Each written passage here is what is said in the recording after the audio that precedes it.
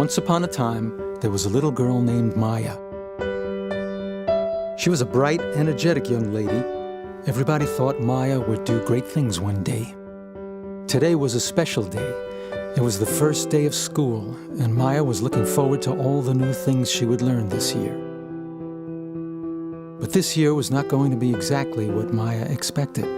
Something was different this year. Something in school was not quite right.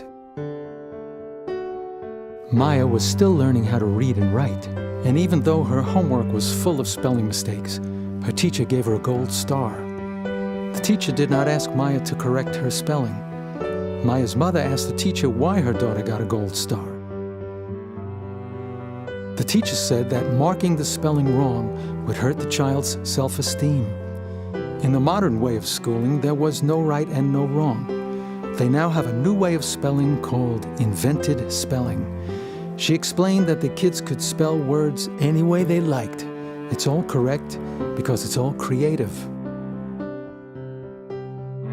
In some of the more advanced classes, they even used this method of no wrong or right in math. This way, 2 + 2 could equal 5, and no one's feelings would be hurt. Even though this seemed odd to Maya's mother, she didn't question the teacher. After all, the teacher is the professional, and surely she knows what she is doing. By the second month in school, Maya came home looking very down. She no longer was as happy as she used to be. Her mom didn't know that Maya was learning a subject called death education. All that talk about death gave Maya nightmares and made her nervous all the time. When her mom found out about death ed, it confused her. She didn't understand why young children were being taught about death. But she didn't say anything because, after all, the teacher was the professional, and surely she knows what she is doing.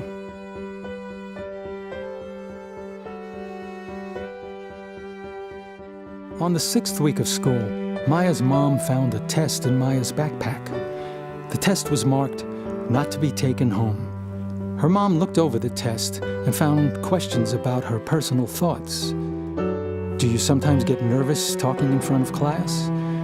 Do you ever get depressed? Do you feel like your parents are abusing you?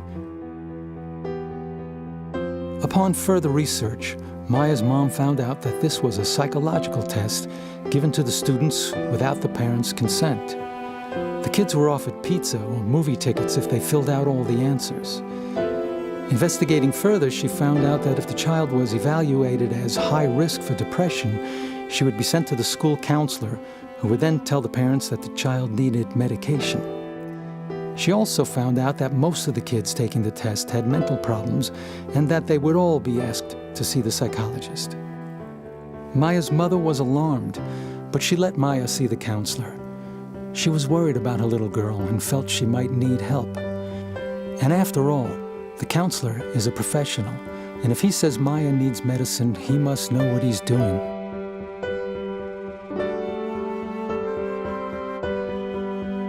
The psychologist recommended Maya be put on a drug that would cure the chemical imbalance in her brain. The fact that she was never tested for such an imbalance didn't occur to her mom. The doctor was a professional. So each day before school, Maya would line up with all the other kids who also needed medication. A day after she started taking her meds, Maya was having more nightmares and weird thoughts. She didn't look right to her mother. So they went back to the doctor, who put Maya on a different drug. Even though she went along with all this, Maya's mom was confused. How could her daughter be getting high grades but not know how to read or write or do math? And why was her little girl, who was so happy and energetic, now so quiet and sleepy all the time? The teacher was pleased. Maya no longer spoke out in class and seemed to be more focused on her work. And now, a little history.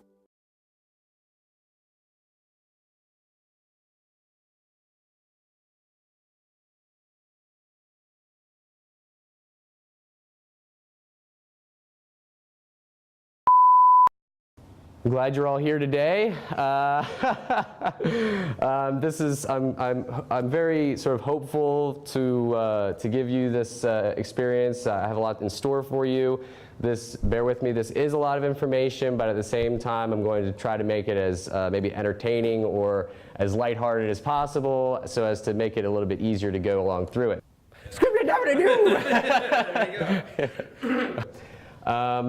A history of the education system. That is the subject of this sort of lesson today. To begin with, we have just the subjects here: classical education, Prussian education, industrial education, then the big picture, modern education, and then creating a brighter future. Let it be known that this lesson is not just a history of the education, but based on the history, what we can do to solve the problem of where education has been going. So here we have classical education. That is the trivium. That is where we get the word trivial from. Originally, it came from Greece, the trivium, and quadrivium are really what is considered the classical liberal arts, the 7 classical liberal arts. They are grammar, vocabulary and sentence structure, logic, and which is the science of reasoning and thought, and then rhetoric, which is a communication and deliberation of that idea. So all in all, once you are capable of going through this process, you have the ability to understand information, to sort of go over it and analyze it, and then transmit that information or that interpretation to another person. And then the quadrivium, that is a little bit more of a complicated subject in terms of its subject matter, but it is math, geometry, music, and astronomy. Math is pure number, geometry is number in space, and music is number in time. Astronomy, however, is number in space and time. This is, once you've gone through it, you have become able to understand your reality and be able to sort of communicate it to other people. Now, it's important because this was withheld from the general public during the times of Rome and Greece as a way to control them. And it's very important to acknowledge that in today's world when it is not being taught. The originator of this, one of the originators, is Plato and Aristotle were sort of the originators of this education system. And one of the sort of quotes, this is maybe a paraphrasing, but the trivium is a way of thinking. And the 3 ways of thinking are really sort of the ideals of critical thinking and sort of breaking down of an idea in your mind so that you can really digest it. And one of the quotes from Aristotle was that an educated man should be capable of considering and investigating an idea or concept thoroughly without necessarily embracing or dismissing it. So you're taking information, but you're not necessarily believing everything you're told. Then there's also the dialectical critical thinking that comes from this process, which is that you sort of have a set of ideas and you compare, you sort of bring them together. Does this make sense? Is what I'm hearing the truth? And you go over it. You don't just believe everything that you've been told, essentially, which is, as I said, being left out of the current education system today. Critical thinking is really a buzzword that they use to really mean world-class education or a kind of socialist brand of education. So why is this way of thinking important in a democracy? Well, because it is what is necessary for people to have the scrutiny, the just scrutiny, to really be able to handle the responsibility of a democratic republic system.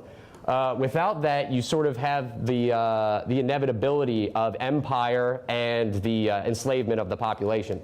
So how can we increase critical thinking skills today? Well, maybe bring back the classical education. That is a rhetorical question. We should be bringing back the classical liberal arts of education as it was known in history. Now, in Roman times, only the elite class were allowed to study the trivium and quadrivium. And so this information was used to enslave the lower classes. Knowledge is indeed power. And there's a website here, triviumeducation.com, which is a very good source for any information about the trivium and quadrivium if you were to be interested in such a subject. The old definition of education, this is from a dictionary from 1927, the New Century Dictionary of English Language. The drawing out of a person's innate talents and abilities, imparting the knowledge of languages, scientific reasoning, history, literature, rhetoric, etc. The channels through which those abilities would flourish and serve. Notice that nowhere in that definition do you see forced memorization or standardized testing. Nowhere in that definition do you see that. Now, this is an overview of the Prussian education. We're going over into a new subject from classical. Now we go into Prussian education. The Prussian education system was originated because of a failure of the military during that regime to defeat Napoleon. It was because the soldiers ran away from battle that they, at least this is what King Frederick and the ruling elite at that time believed, that it was because of the lack of their sort of discipline that they ran away from battle. Now this is sort of that doesn't take a rocket scientist to understand that this is an indoctrination system. This system was designed so that they could train soldiers more effectively. This quote right here, which I'm not even paraphrasing, is from a man named John Taylor Gatto. John Taylor Gatto is one of the more significant researchers of education history in modern times. He himself was a teacher, and he got many awards in New York where he was a teacher for education. And here we have education reform in America starting around the early 1900s. A man named Horace Mann was the father of the Common School movement. Horace Mann, as a person, was a very great man for the education system in terms of creating a public free it's compulsory education in America. This is based off of the Prussian system. Horace Mann went to Prussia to study the education over there, and he came back into America and said that we should have this system. He was one of many professors to go over there and do this, to propose that we use the Prussian school system because it seemed to be very effective in educating people. But by the 1900s, by the early 1900s, early 20th century, all of the professors in America were Prussian educated from universities in Prussia. So very few of our American teachers at a certain point were educated by American professors. Now, this is a quote from a man who studied or was able to overview it. Thomas Alexander is a French man from sort of aristocratic background, but he basically said that the Prussian citizen cannot be free to do and act for himself, that the Prussian is to a large measure enslaved through the medium of his school, and that his learning, instead of making him his own master, forges the chain by which he is held in servitude, that the whole scheme of the Prussian elementary school education is shaped with the express purpose of making 99 out of every 100 citizens subservient. The elementary schools of Prussia have been fashioned so as to make spiritual and intellectual slaves of the lower classes. This is what we have going on today, folks. This is what we have going on today through our public education system, through Common Core and things of that nature. Now, I don't want to dwell on that too much, but basically the Nazi connection ties into this very well. They had this education system for approximately 100 years, and this was the product. This was the product of that education system over a period of time. Guess how long we have had this kind of education system? Over 100 years. So you can imagine we are ripe. We are ripe for essentially that kind of a dictatorship in terms of our public awareness. John Dewey, industrial education is a shift from that. There was the Prussian education system, but it also became a more industrial model. Now, it already had an industrial element to it. The Prussian education system, as far as it goes, is very highly industrially designed. It's the dinging of the bell, the sitting in the desks, everything is oriented towards that kind of a model. John Dewey, the philosopher in this time, was very influential in creating the idea of, he believed that academic education is irrelevant, that we need to have industrial quality to the education system because it won't prepare them if you have academic education. It won't prepare them for the industry that they're going to be working in. So he essentially advocated for the industrial models of education, and he was the authority at that time. He was one of the greatest philosophers of education, according to history, during the late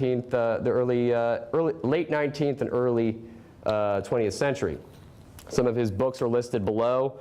And I'm going to move on. So the roaring hustle, the education of what our present education is founded on was during the early 1900s, John D. Rockefeller Foundation General Education Board was incorporated by the Act of the United States Congress. Now the connection to the Rockefeller the Rockefeller interests is you can't have the education that we have without it. You cannot have the education system that we have without the Rockefeller Foundation, without the sort of think tanks that were created during that time, the CFR and the Council on Foreign Relations and so on and so forth. These things have influenced the education system thus far. The Federal Reserve Act as well. Now, this is a dot that we have to be able to make a connection to. The industry wants more industrial education. Who is feeding the industry? The Federal Reserve. The interest of the Federal Reserve is to have an industrial model of education, because that's what's going to be profitable. So at this point, you have a major influence to boost the education system into an industrial model rather than a classical education. And so we also have the things like the New Deal, which more socialized sort of the whole policies of our government. And this is also the bent of it, people. It's socialistic, and not in the good sense, not in the, we'll all be free, we'll all have free stuff. It's in the sense of a totalitarian, really corporate socialist system, like they had in Nazi Germany. So the Pledge of Allegiance also originated from Francis Bellamy in 1892, but it was adopted in the Congress in 1942. And it was basically the children giving the Bellamy salute in the early American portion of history. I'll end up having it up anyway because I'll have the slides on the video through editing. Anyway, the big picture. Okay, so by the year 1900, every professor in America was Prussian trained. And so this being so, we can understand how our education became so un-American. Now, the important thing to really know about how the Prussian education system really functioned at that level was it was all based off of Pavlovian response mechanism. It was training. It was a way of training people. Yes, you were imparting information, but it's also a training mechanism. And that has to be understood. Progressivism increasingly avoids critical thinking and expands indoctrination in education.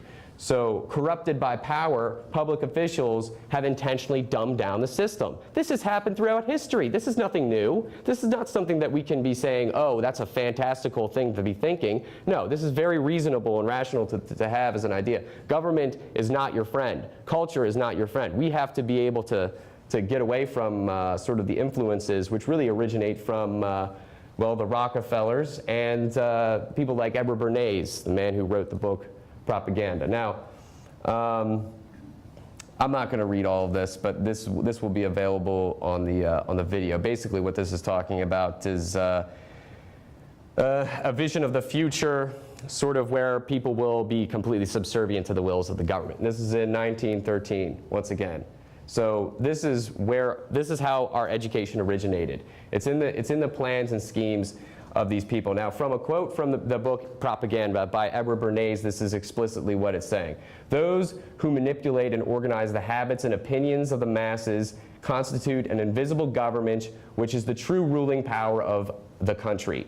It remains a fact in almost every act of our daily lives, whether in the sphere of politics or business, in our social conduct or our ethical thinking, we are dominated by this relatively small number of persons. As civilization has become more complex and as the need for invisible government has become increasingly demonstrated, the technical means have been invented and developed by which opinion may be regimented. If this doesn't give you some chills, this was written, for heaven's sakes, in the 1920s. This has been the policy for 100 years, close to 100 years at this point. We need to start waking up and waking each other up to these facts, to this reality. Now, this is another quote, but this is from a book called The Deliberate Dumbing Down of America by Charlotte Iserby, which I have right here, and which you can see I have read quite thoroughly. This book is very important to understanding the nature of our education on a global scale, not just in America, but on a global scale. Where is the direction of education? What does world-class education really mean? What does it really mean? We'll be getting to that later on in the talk, so I hope you're ready for it. I thought the word progressive meant progress for better schools. Well, the sole work of the group was to destroy our schools. We spent an hour and 45 minutes discussing the modern math. At one point I objected because there was too much memory work and not enough reasoning. Math is reasoning, not memory. So Dr. Ziegler turned to me and said, "Nelson, wake up. That's what we want." A math that the pupils cannot apply to life situations when they get out of school. That math was not introduced until much later, as those present thought it was too radical a change. A milder course by Dr. Breckner was substituted, but it was also worthless as far as understanding math was concerned. The radical change was introduced in 1952. It was the one we are using now. So if pupils come out of high school now not knowing any math, don't blame them. The results are supposed to be worthless. Now we go on to modern education. These are some of the subjects we'll be going over. B.F. Skinner and behaviorism with operant conditioning. Soviets in the classroom, world-class education and globalization. The college bubble, government subsidy, Common Core, and the Great Social Experiment. So behaviorism is a psychological approach that focuses on behavior and measurable environmental factors for analysis regarding interior processes as a legitimate cause for one's behavior, disregarding interior processes for a legitimate cause for behavior. So operant conditioning is an instrumental conditioning method, a type of learning in which individuals' behavior is modified. This is the point, really. It's not about instilling or educing abilities in children. It's about training them. It's about training them and their behavior. That's what education is about now. This is not the kind of education that your parents or your parents' parents grew up in. This is not the same education. And today, it's only becoming worse with direct instruction. But outcome-based education, this is what is the outcome? What is the behavioral outcome of this education? Is the child performing well? See, that's all an assessment, which basically means that they're giving a value to it. They're giving a value to your child, not an education. They're assigning a value to your child and not really turning. Now, mastery learning is that a student should be taught a subject until they learn it completely, no matter how long it takes.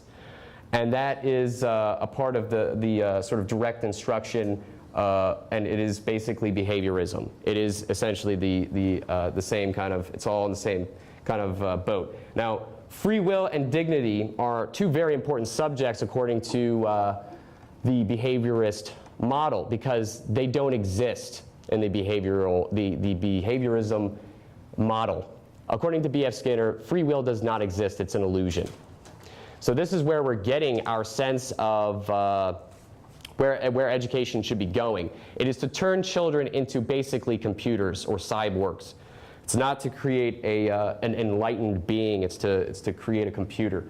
So the newer definition of learning is that it is a result of modifiability in the paths of neural conduction. That's the modern definition of education. Learning is the result of modifiability in the paths of neural conduction. Explanations of even such forms of learning as abstraction and generalization demand the neuron's only growth. They're just trying to grow the neurons in your children's brain through excitability, conductivity, and modifiability. This is a very sterile kind of a perspective to have about education. I wish I had a better word for it, maybe Orwellian or something of that sort. Soviets in the classroom. So, Council on Foreign Relations, UNESCO, and world-class education, they're all sort of connected here. It's about the globalization of education. That's why you have the term world-class education. UNESCO is a very integral, it's the UN's branch sort of education, research, and development. and the CFR is sort of the media arm of that. They are the loudspeaker of the message of world-class or globalized education.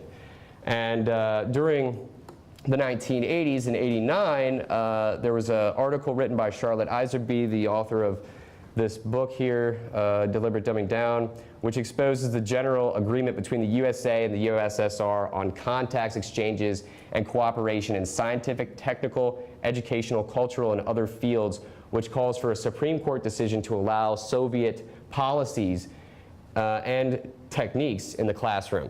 And since 1989, we can see very, very easily that this is taking place. Now we have the college bubble. Now, I didn't go to college. I didn't study at a college. This is none of the information that I'm telling you is from a college, and frankly, you're not going to learn this information at a college. That's why I'm actually glad that I didn't go to one to learn any of this information or learn to teach myself. I believe that that's really what really education is about, is teaching yourself, ultimately. That's really the only teacher that you can really rely upon, and that's why it's so important that we have the trivium and quadrivium to be able to sort of as a guidepost for learning. Now, the American student loan debt is currently estimated, and I checked this only a few days ago, at $1,199,279,000,000. And it's only rising by, 2,853 per second. That's an incredible figure, and it's been subsidized by the government. So that means that the taxpayer is paying for student loan debts that have been created because of the really the collusion between the government and the college system. Now, in 2012, the overall unemployment rate averaged 8.1%, and the unemployment rate of workers under age of 25 was at 16.2. Now, this includes college graduates with at least a bachelor's. So the number is twice as high for the youth or for the people who have gone through education. Now, modern education. We're going on to a new subject here. This is sort of getting into the nitty-gritty of our current times. The great social experiment, globalization. This is all sort of tying into each other, and we will see how it goes. So, effective school research, character development, and industry indoctrination of our children. At this point, and I've said this already in this talk, we're talking about the development of character. It's assigning a value to your child rather than imparting information. They're assessing, and this is something that is in some of the appendix here of that book, but some of them are actual pamphlets. But what they're doing is they're assigning a value to the child, and that value itself is sort of determined by a number of factors. And when I say a number, I mean a multitude of factors. We're talking about their dental history. We're talking about their behavior in school, from factors of, have they had a nosebleed this year? Have they had any kind of issues with psychological disorders? You name it. And this is all accessible and shareable between any school that this child is going to. You have at that point a complete and really comprehensive sort of information about every child in the system. And at a certain point, you have to guess, or you have to sort of look at it and say, is this the kind of education that I want for my child, where my child basically has their entire life sort of analyzed and probed.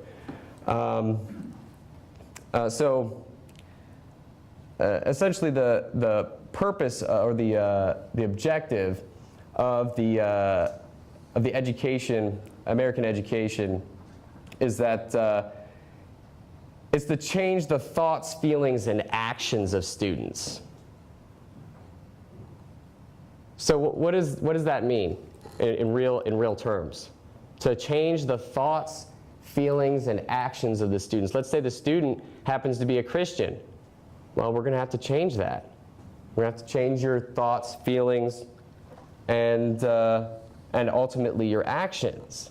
This is the premise of this is primarily to modify your child or modify the student into a perfect little perfect little regurgitating propaganda pod, basically, a interplanetary carbon unit programming pod. That's what they are designed to be. And so essentially, many studies done to develop education were funded by foundations, funds, and industrial organizations. We're talking about the Rockefeller Foundation and Bill and Melinda Gates Foundation and so forth. These are industrial-based institutions that have an agenda. Where is the money? Where to follow the money? What is the Bill and Melinda Gates Foundation agenda? I mean, it doesn't take a rocket scientist to figure out that they're trying to sell computers and to develop little computers to have work on them. So here we have globalization. Now, obviously, globalization should be a good thing. Really, you know, as an ideal, we should have a world of peace, a peaceful planetary sort of global system. But industry has globalized, and so with it has education become globalized. Now, in the book Schooling for a Global Age, 1980, the preface goes as follows. Parents and the general public must be reached, also taught a global perspective. Otherwise, children and youth enrolled in globally oriented programs may find themselves in conflict with the values assumed in the home.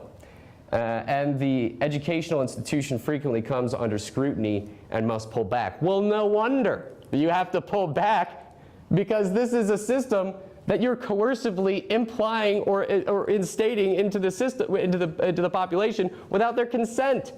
This form of globalization, when really considered, globalization and global governments without the consent of the governed is tyranny, period.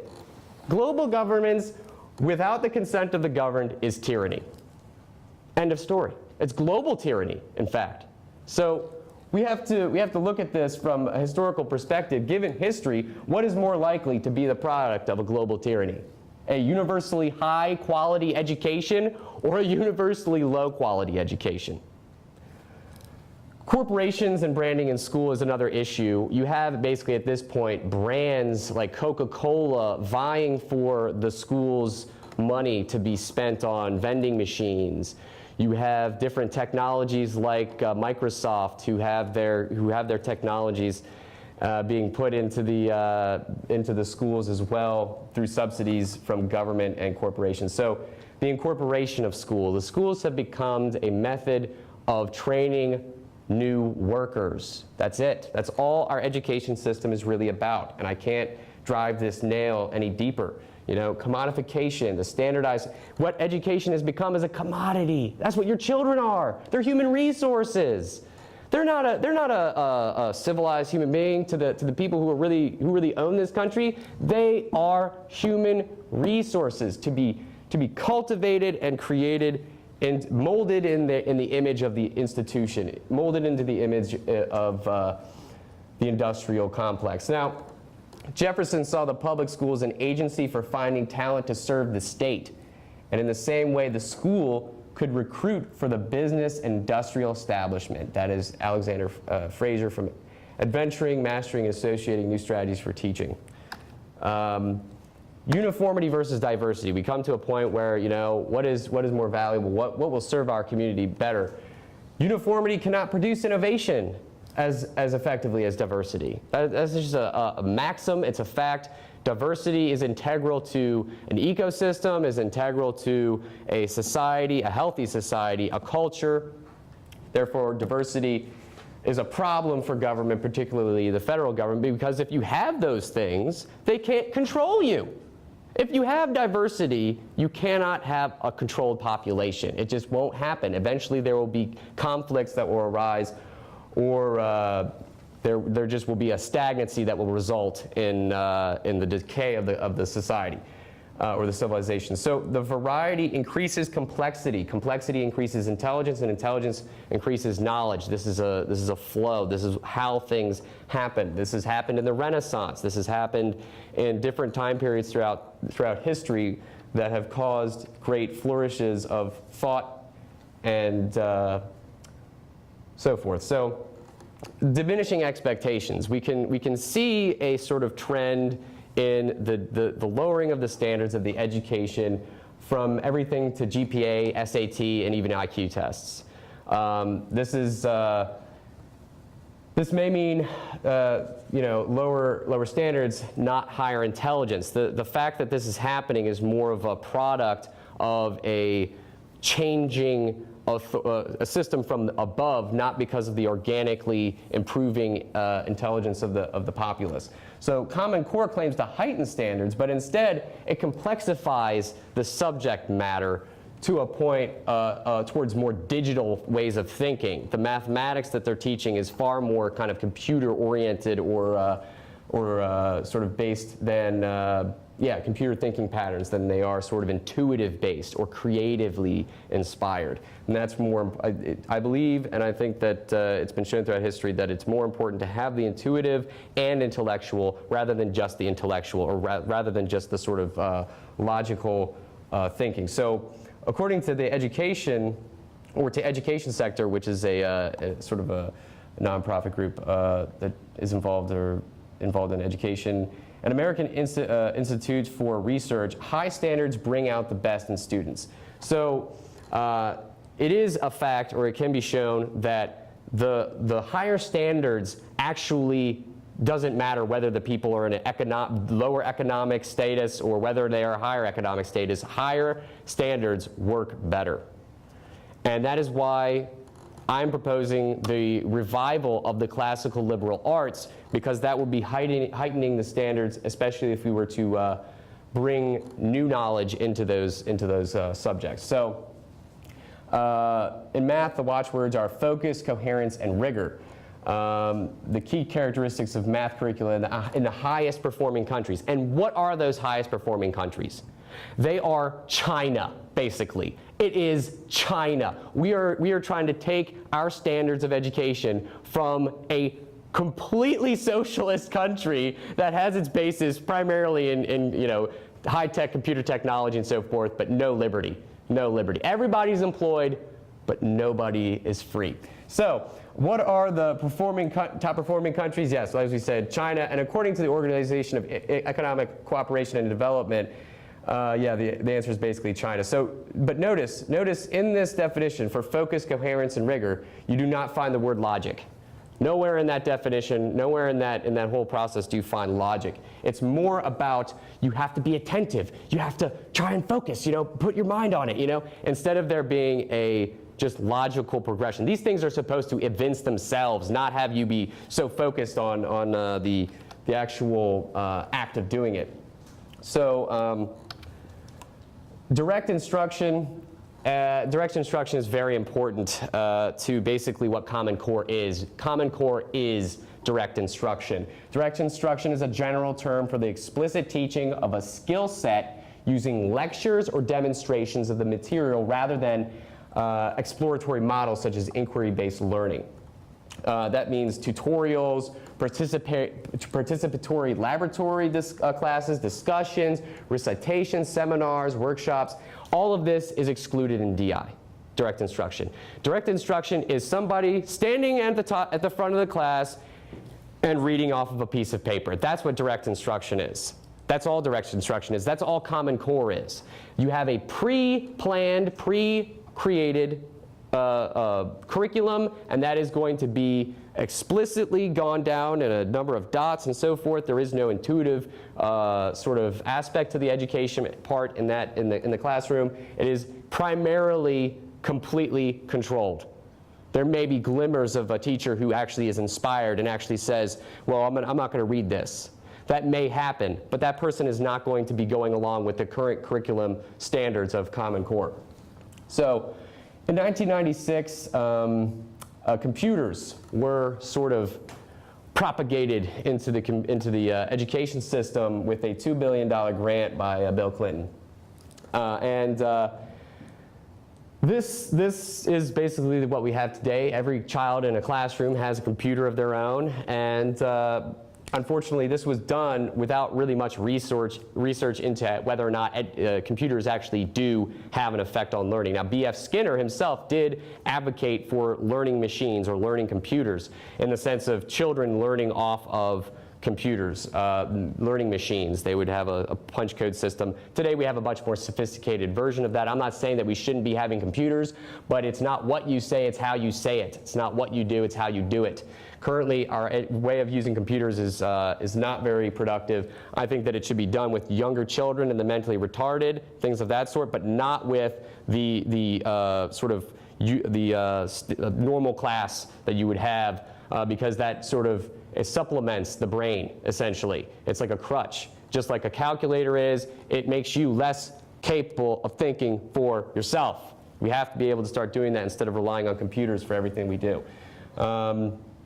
So as well with this, teachers become less relevant, and so do students. It's more about the computers than it is about the actual practice of teaching.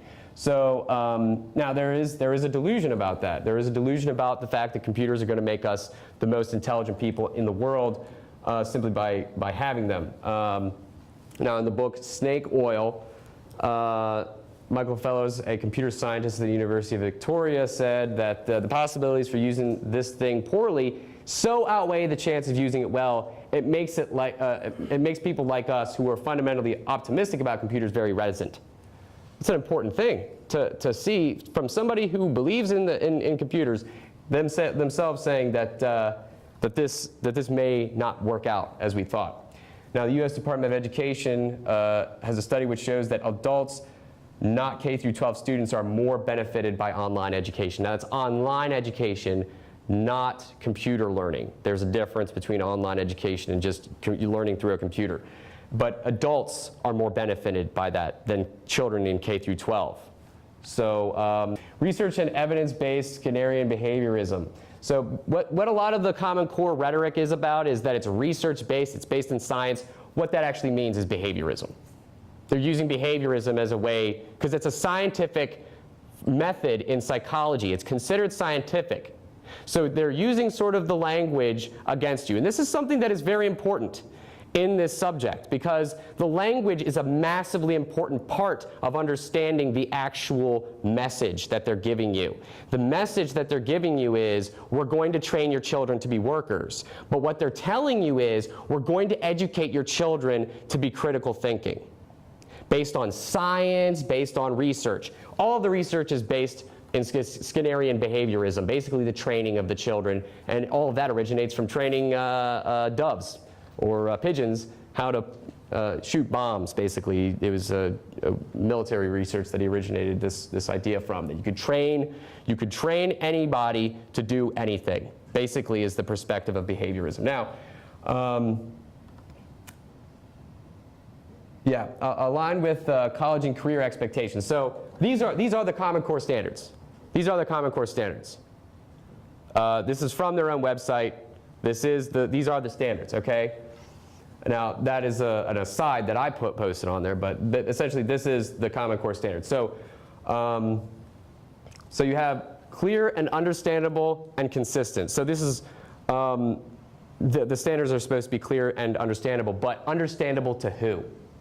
These are understandable to the people who already know what you're talking about in terms of the wording and the verbiage.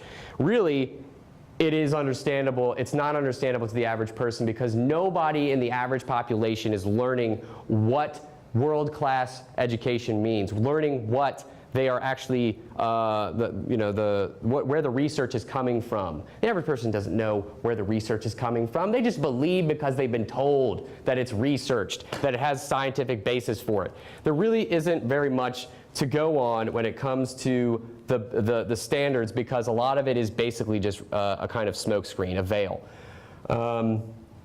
What it really is according to the best available evidence, the best essential for success in college, career, and life in today's global economy. Right there we have the word global economy, we have the word world-class education. Now, that's really what the global workforce training is really what this is about. That's what Common Core is really about. That's what education has been about for the last 100 years, and that's what it's going to continue to be until you, I, and everybody else that you know gets this information and understands where all this is going. If we don't act, we are complicit in, we are just as guilty as the people who are doing it to our children. We are victims of this system, but it's not something that we have to have a heavy heart about. It's something that we have to get angry about. Q, Howard. I don't have to tell you things are bad. Everybody knows things are bad. It's a depression. Everybody's out of work or scared of losing their job. The dollar buys a nickel's worth. Banks are going bust. Shopkeepers keep a gun under the counter. Punks are running wild in the street, and nobody anywhere seems to know what to do, and there's no end to it. We know the air is unfit to breathe, and our food is unfit to eat. We sit watching our TVs while some local newscaster tells us that today we had 15 homicides and 63 violent crimes, as if that's the way it's supposed to be. We know things are bad, worse than bad. They're crazy. It's like everything everywhere is going crazy, so we don't go out anymore. We sit in the house, and slowly the world we're living in is getting smaller, and all we say is, please, at least leave us alone in our living rooms. Let me have my toaster and my TV and my steel-belted radials, and I won't say anything. Just leave us alone. Well, I'm not good at leaving you alone. I want you to get mad. What are the standards of college exactly? What has college become at this point? College has become an extension of the industrial complex, just like everything else. It's essentially just a recruiting forum for the industrial sort of aristocratic class, and essentially you have outside experts prescribing what is best for students and teachers who remain essentially voiceless. Uniform outcomes are designed and implemented in a curriculum that reduces thinking to a mental processing. Now, I think we can maybe have some group discussion, but in the next course I'm going to be talking about creating a brighter future, which consists of the ideas that I believe have the potential to reverse this trend and actually bring us out of what could be a new dark age that is being brought about because of this form of education that we have currently today. So also, if anybody would like to ask some questions, there's a mic right here. And after this, I plan on having a group discussion with all of you. So, yeah.